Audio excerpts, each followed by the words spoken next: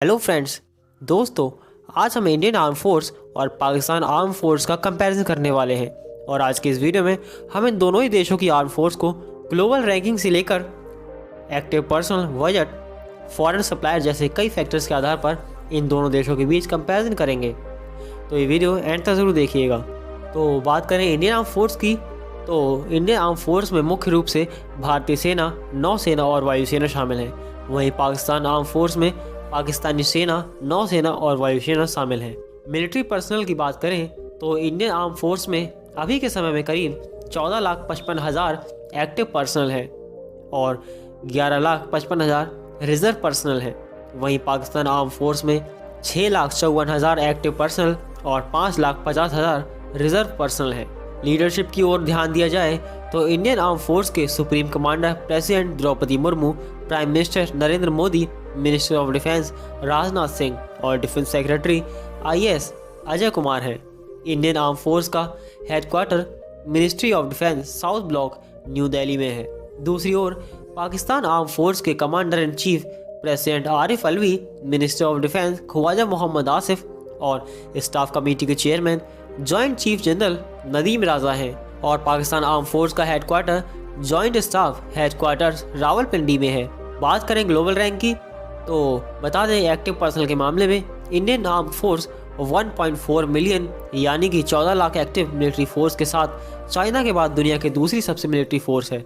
साथ ही भारतीय सेना पूरी दुनिया की सबसे बड़ी स्वयंसेवी सेना है और एक रिपोर्ट के अनुसार भारतीय सेना 0.0979 पावर इंडेक्स के है दुनिया के चौथे सबसे पावरफुल मिलिट्री है। दूसरी ओर एक्टिव पर्सनल के मामले में पाकिस्तान आर्म फोर्स 6,53,000 सैनिकों के साथ दुनिया की छठी सबसे बड़ी मिलिट्री फोर्स है और ग्लोबल रैंकिंग में पाकिस्तान 0.1572 पावर इंडेक्स के साथ 10वें नंबर पर है। अब अगर बजट की बात करें तो 2021-22 में इंडियन आर्म फोर्स के लिए भारत सरकार ने 4,78,195 करोड़ रुपए यानी कि 67 बिलियन US डॉलर का बजट पेश किया है, जो भारत के कुल GDP का करीब 2.4% है।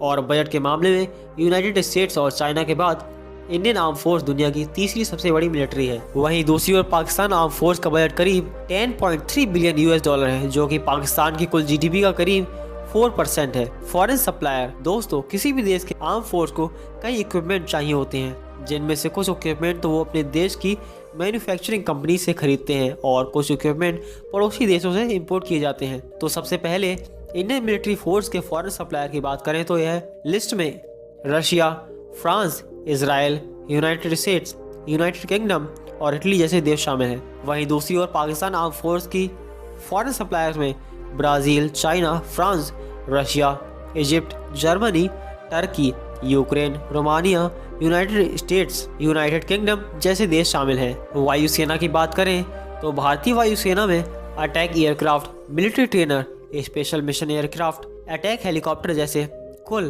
2,119 एयरक्राफ्ट मौजूद हैं। और भारतीय वायुसेना दुनिया की चौथी सबसे शक्तिशाली वायुसेना है।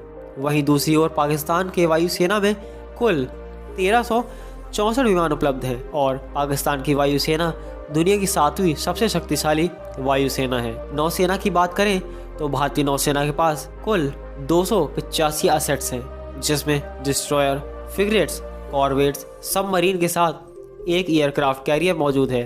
और आज इंडियन नेवी दुनिया की 9वीं सबसे शक्तिशाली नौसेना है। वहीं पाकिस्तानी नेवी के पास कुल 100 नेवी असेट्स हैं और पाकिस्तानी नेवी दुनिया की 27वीं सबसे शक्तिशाली नौसेना है। दोस्तों, किसी भी देश की आर्मी के उपकरणों की लिस्ट बहुत लंबी होती है, लेकिन मेजर व्हीकल इक्विपमेंट्स की बात करें तो इंडियन आर्म फोर्स के पास टोटल 4,958 आर्म कॉम्बैट व्हीकल हैं। 31,000 Maruti Gypsy, 1,500 Tata safari storm और 60,000 अशोक लीलैंड स्टैलिन MK3 और MK4 ट्रक्स हैं।